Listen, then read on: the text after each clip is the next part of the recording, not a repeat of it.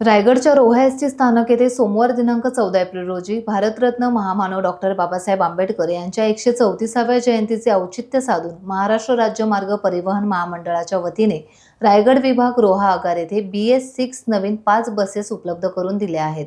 या नवीन बसेसचं लोकार्पण महिला आणि बालविकास मंत्री आदिती तटकरे यांच्या हस्ते करण्यात आले। परिवहन विभागाचे महाराष्ट्र शासनाचे माननीय मुख्यमंत्री देवेंद्रजी फडणवीस साहेब असतील, मुख्यमंत्री एकनाथजी शिंदे साहेब, मुख्यमंत्री अजितदादा आणि परिवहन विभागाचे सन्माननीय मंत्री प्रतापजी सरनाईक साहेब यांचे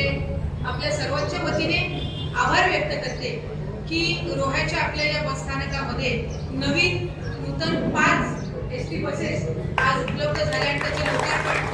आज आपण करत आहोत। खरं तर परिवहन विभागाने काही महिन्यांपूर्वी निर्णय घेतला की ज्या एसटी बसेस जुन्या झालेल्या आहेत किंवा वाहतुकीसाठी योग्य राहिलेल्या नाहीये त्या स्क्रॅप करून नवीन एसटी बसेस या प्रत्येक आपल्या बसस्थानकामध्ये उपलब्ध करून द्याव्या आणि त्याच्या पहिल्या टप्प्यामध्ये साधारणपणे आपण आपल्या या बसस्थानकामध्ये 5 नवीन बसेस उपलब्ध झाल्या आहेत आणि मला वाटतं त्याचं काही एक नवीन वेळापत्रक सुद्धा आपल्या इथे ठरवण्यात आलेलं आहे। त्याच्यामध्ये लातूर असेल, बीड असेल, आता ज्या बसचं आपण लोकार्पण केलं आणि ज्याच्यामधून आपण इथपर्यंत आलो की अक्कलकोटला जाणारी बस असेल, अशी आपण काहीतरी एक वेळापत्रक त्या निमित्ताने तयार केलेलं आहे। त्याच्यामुळे मला खात्री आहे की तिथे जाणाऱ्या नागरिकांना ही चांगल्या नवीन पद्धतीच्या बसेस ज्या उपलब्ध झालेल्या आहेत आणि याच्यामध्ये मोबाईलच्या चार्जिंग सहित, कारण काळानुसार काही अपग्रेडेशन करणं सुद्धा गरजेचं असतं, त्याच्यामुळे त्याच्यामध्ये मोबाईलची चार्जिंगची सुविधा प्रत्येक सीटच्या इथं उपलब्ध करून देण्यात आलेली आहे। त्याचबरोबर GPS सिस्टीम असेल ही सुद्धा त्या ठिकाणी उपलब्ध करून देण्यात आलेली आहे। त्यामुळे अत्याधुनिक पद्धतीच्या या नवीन बसेस या पहिल्या टप्प्यामध्ये उपलब्ध झाल्या, कारण आपण साधारणपणे आपली मागणी किमान 20 बसेसची आहे आणि आम्ही त्यांना विनंती केलेली आहे की पुढच्या टप्प्यामध्ये ज्या वेळेला हे बसेस उपलब्ध करून देतील त्याही वेळेला किमान 10 बसेस तरी आपल्या या रोह्याच्या बसस्थानकामध्ये आज मधल्या कालावधीमध्ये एक 7-8 महिन्यापूर्वी रोहा असेल, श्रीवर्धन असेल, म्हसळा असेल, तळा असेल, माणगाव असेल या बसस्थानकाच्या दुरुस्तीसाठी आणि काही जे प्रलंबित कामं आहेत त्याच्यासाठी आम्ही एक आराखडा त्या ठिकाणी तयार केला होता। तसं पाहायला गेलं तर रोह्याचे बसस्थानक नवीन जर बांधायचं झालं तर त्याचा अंदाजपत्रक 9 कोटीपेक्षा अधिक आहे, पण पहिल्या टप्प्यामध्ये ज्या काही मूलभूत सुविधा आहेत यासाठीचा जवळपास 3 कोटी 33 लक्ष इतका आराखडा हा त्या ठिकाणी सबमिट झालाय आणि त्याला तत्वतः मान्यता ही त्या ठिकाणी परिवहन विभागाच्या वतीने देण्यात आलेली आहे। त्यामुळे त्याही सुविधा पुढच्या कालावधीमध्ये आपण उपलब्ध करून देणार आहोत। माझे या ठिकाणी आपले जे विभागीय वाहतूक अधिकारी असतील, सहवाहतूक अधिकारी असतील यांना माझी विनंतीपूर्वक सूचना राहील की आपल्या ज्या काही प्राधान्याने गरजेच्या बाबी आहेत, एक तर इथे पंख्याची आणि इतर बसण्याची सुविधा अधिकाधिक चांगल्या पद्धतीने होणं, महिला प्रवासी मोठ्या पद्धतीने असतात त्यांच्यासाठी हिरकणी कक्ष किंवा इतर ज्या बसण्याच्या सुविधा आहेत त्या निमित्ताने उपलब्ध होणं आणि त्याचबरोबर CCTV कॅमेरे सर्वेलन्स आणखी जर इथं आपल्याला वाढीव गरज आहे आणि दुरुस्ती अशा मूलभूत काही ज्या गोष्टी आहेत याची आपण एक यादी किंवा एक साधारणपणे मोबक आम्हाला त्या संदर्भातला एक आराखडा तयार करून द्यावा, मग परिवहन विभागाकडे त्या संदर्भातला पाठपुरावा मी असेल, काही तटकरे साहेब असतील, काही आणखीबाई असतील, आम्ही सगळीच मंडळी त्या निमित्ताने करू आणि आपलं रोह्याला कसं पाहायला गेलं तर वाहतूक जे प्रमाणित मोठ्या पद्धतीनं आहे आणि जाणाऱ्या नागरिकांची संख्या मोठ्या पद्धतीनं आहे। ज्या आता 5 बसेस आपल्याला उपलब्ध झाल्या स्क्रॅप केलेल्या वेगळ्या असतील, पण ज्या आता तुम्हाला याच्या म्हणजे आधी ज्या बसेस आपण यूज करत होतात त्या लोकल पद्धतीनं तालुक्यामध्ये शाळेकरी मुलांना जी आणण्याची एसटी बसेसची सुविधा आहे याची मागणी मोठ्या प्रमाणामध्ये, खास कर आमचा जो पूर्ण वरचा पट्टा आहे, केळतवाडी असेल किंवा वाली वगैरे पट्टा असेल, इथून विद्यार्थी मोठ्या संख्येने इथं शाळेमध्ये, शहरातल्या शाळेमध्ये आपली कन्या शाळा असेल, मेंढे स्कूल असेल इथे येत असतात आणि त्या शाळेकरी मुलांसाठी सुद्धा तिथल्या ग्रामस्थांनी आणि तिथल्या स्थानिकांनी विनंती केलेली आहे की तिथून सुद्धा एसटी बसेसची सुविधा ही शाळेतल्या जे काही वेळापत्रक आहेत त्यानुसार वाढवण्यात यावी।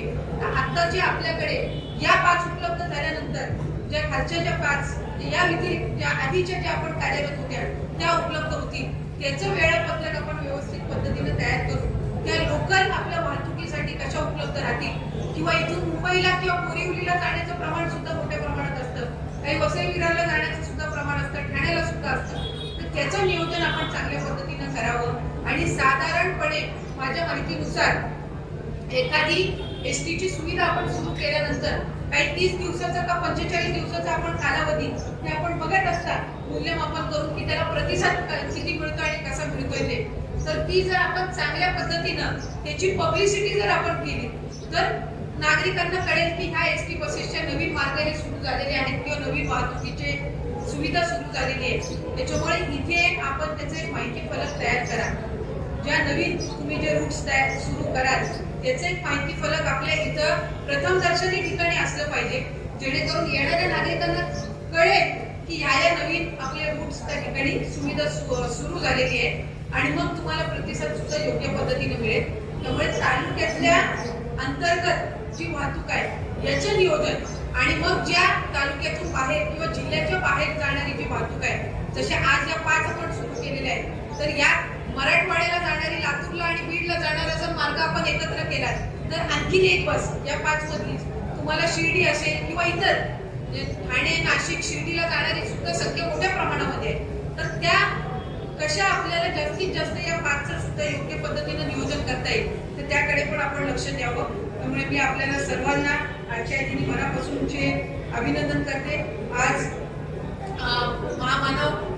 राज्यघटनेचे शिल्पकार ज्यांनी आपल्याला मानव म्हणून जगण्याचा अधिकार दिला, डॉक्टर बाबासाहेब आंबेडकर यांची सुद्धा जयंती मी आपल्या सर्वांच्या वतीने सुरुवातीलाच अभिवादन केलेलं आहे. पण खऱ्या अर्थानं जे नागरिक म्हणून मूलभूत अधिकार असतील ते आपल्याला देण्याचं काम आपल्या संविधानाच्या माध्यमातून झालं, घटनेच्या माध्यमातून झालं आणि ती आपल्याला डॉक्टर बाबासाहेब आंबेडकरांनी त्या ठिकाणी दिली. 5 नवीन एसटी बसेस उपलब्ध झालेल्या आहेत आणि त्याचाच हा लोकार्पण सोहळा आहे.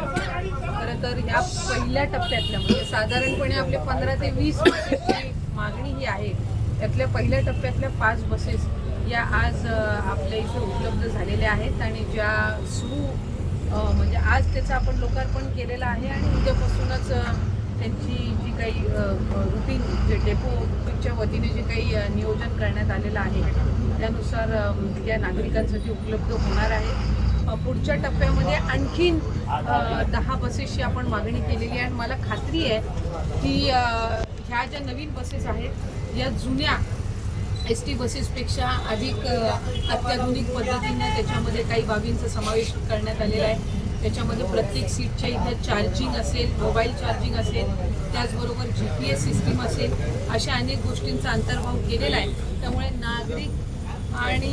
नागरिकांना अधिकाधिक या लाल परीमध्ये प्रवास करत असताना तो प्रवास सुखकर जावावा. दिव्यांग असतील, व्यक्तींसाठी राखीव ज्या सीट्स असतात या इतर बाबी या त्या ठिकाणी आहे आणि मूळ म्हणजे तक्रार पुस्तक असतील, आणखीन काही सूचना असतील तर त्याच्यासाठी सुद्धा सुविधा ही त्यानिमित्ताने केलेली आहे. मी राज्याचे मुख्यमंत्री देवेंद्र फडणवीस साहेब, उपमुख्यमंत्री शिंदे साहेब आणि अजितदादा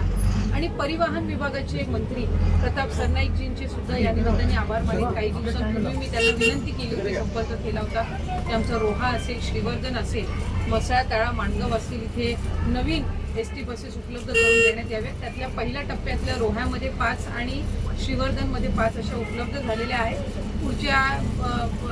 टप्प्यामध्ये आणखीन हे जे उर्वरित आहेत ते सुद्धा बसेस नक्कीच आपल्याला प्राप्त होणार आहे आणि ही सुविधा नागरिकांसाठी उपलब्ध होत असण्याचा एक आनंद परिवहन विभागासहित एक लोकप्रतिनिधी म्हणून, स्थानिक नागरिक म्हणून आम्हाला सगळ्यांना. टाइम्स डिजिटलला लाईक करा, सबस्क्राईब करा, शेअर करा आणि बेल आयकॉन दाबायला विसरू नका. पाहत रहा टाइम्स डिजिटल.